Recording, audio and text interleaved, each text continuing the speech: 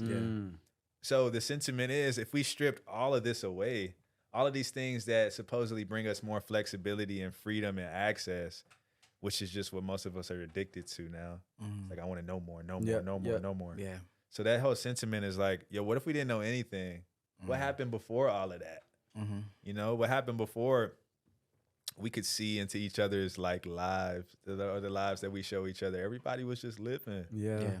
And so how did we find love before we had that access to each other? You know, where was love then? Did it exist? Yeah. What do we define it as? What Yeah. did we define it Yeah. as? And so the sentiment is that not only does everything work itself out the way it's supposed to, but it always has. Yeah. And it always will, Yeah. you know? Yeah. And so That's trippy. us getting caught up on how things are in this moment, Yeah. if we just strip that back, would recognize that there's nothing that could ever be done.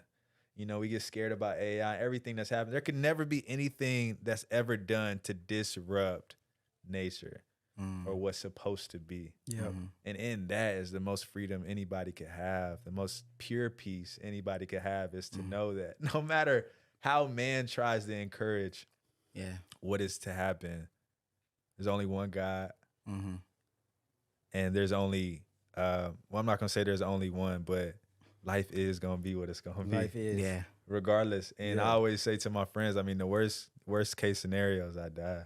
And it, you know, that's the worst case That's the worst scenario, thing. and I've met that where it's at. Then Yeah. then what do I choose to do? Live, Yeah. Yeah. or just have the fear of dying the whole time? Yeah. Gonna live. I'd rather live. I'd rather live.